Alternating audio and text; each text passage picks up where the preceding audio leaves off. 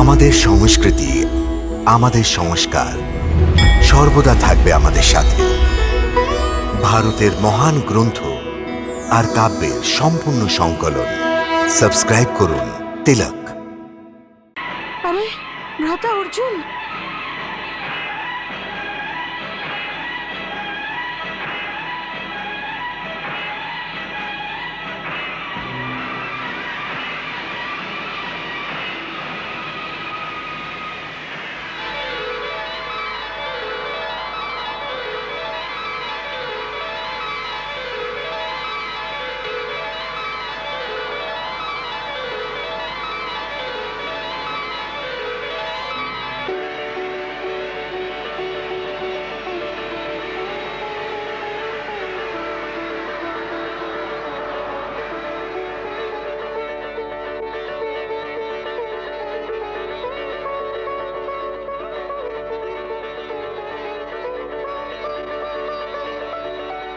প্রদ্যুম্ন, আমার পুত্র, আমার পুত্র।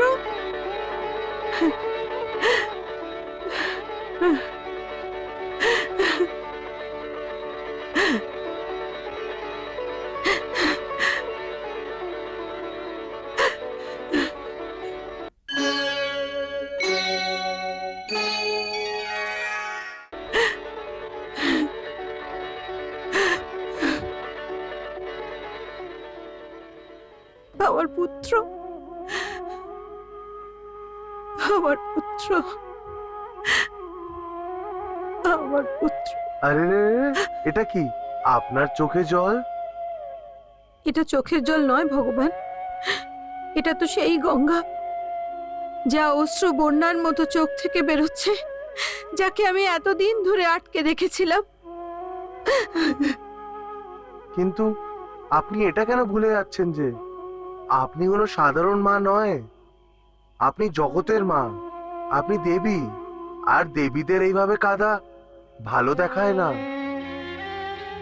স্ত্রীর সবচেয়ে বড় সৌন্দর্য ওর মমতা হয় ভগবান। মমতার থেকে বড় এই সংসারে আর কোনো ভাবনা নেই। দেবী হয়েও আমি কি করে ভুলে যাব যে আমি একজন স্ত্রী হই, যার প্রাঙ্গণে মমতা খেলে বেড়ায়। আর প্রত্যেক স্ত্রী মমতার সম্মুখে অসহায় হয়ে যায়। আমিও মমতার সম্মুখে অসহায়, কারণ এই সময় আমি মনুষ্য অবতার হয়ে জন্মেছি। আমি এটা দেখে আনন্দিত যে একজন দেবী মমতার বোঝের নিচে চাপা পড়ে যাচ্ছে। মমতা বোঝা হয় না ভগবান। কোন স্ত্রী যদি শতপুত্রেরও জন্ম দেয় না, তাহলেও সে সমস্ত বোঝা সহ্য করেও সে আনন্দে থাকবে। আপনি বোধহয় এই ভাবনাকে এই জন্যই বুঝতে পারছেন না, কারণ আপনি স্ত্রী নন। দেবী, আপনার মমতার এই ভাবনাকে দেখে মন তো এই বলছে যে আপনার আগে মাথা নত করে নেই। আপনি ঠিকই বলেছিলেন যে মমতা ধর্মের থেকে বড় সম্মানের ভাবনা আর কিছু নাই। মমতার এই ভাবনাই তো আমাকে দুঃখিত করে রেখেছে। আজকে প্রদ্যুম্ন একটা সংকট থেকে বেঁচে গেছে, কাল তো কোনো অন্য সংকট আসতে পারে। আপনি দেবী, আর যেহেতু আপনি দেবী, আপনি ভালোভাবেই জানেন যে প্রদ্যুম্নের জন্ম কেন হয়েছে আর ওর সাথে ভবিষ্যতে কি কি ঘটনা ঘটবে। এই সমস্ত ঘটনার আশঙ্কাতেই তো আমি ভীত আর চিন্তিত হয়ে পড়ি ভগবান। দেবী, চিন্তা করবেন না। চিন্তা চিতার মতো হয়, যাতে সমস্ত খুশি জ্বলে পুড়ে ভস্ম হয়ে যায়। আর প্রদ্যুম্নের সম্বন্ধে তো আপনার চিন্তা করার বৃথা, কারণ কারণ যাই হবে ভালো হবে। কানহা,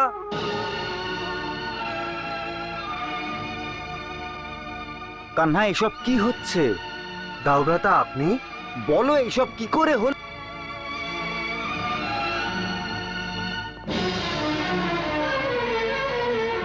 আমার ভাইপোর রক্ষার জন্য তুমি বেপরোয়া হয়ে আছো। আর তুমি রুক্মিণী, তুমিও কি প্রদ্যুমের খেয়াল রাখতে পারছো না? দাও ভ্রাতা। কি দাও ভ্রাতা? ওই দুষ্টু রাক্ষস এখানে পৌঁছাবার সাহস কি করে পেল? আসলে আমরা ঘুমিয়েছিলাম আর ঘুমিয়েছিলে? ঘুমিয়ে থাকার মানে তো এই নয় নিজের পুত্রকে ভুলে গিয়ে ঘুমোবে। দাও ভ্রাতা, ও মায়াবী রাক্ষস ছিল।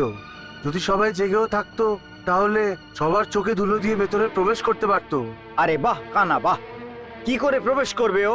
তুমি বলছো যে চলে আসে। এখন আর চিন্তা করো না দাও ভ্রাতা, ওই দুষ্টুকে ওর কর্মের শাস্তি দিয়ে দেওয়া হয়েছে। কানহা, এই ধরনের অবহেলা করে কাজ হয় না। আর যে শত্রু ওই মায়াবী রাক্ষসকে এখানে পাঠিয়েছিল, ওর এই ব্যর্থতার পরেও চুপ করে বসে থাকবে না। অবশ্যই ও প্রদ্যুমকে আবার হরণ করার চেষ্টা করবে কানহা।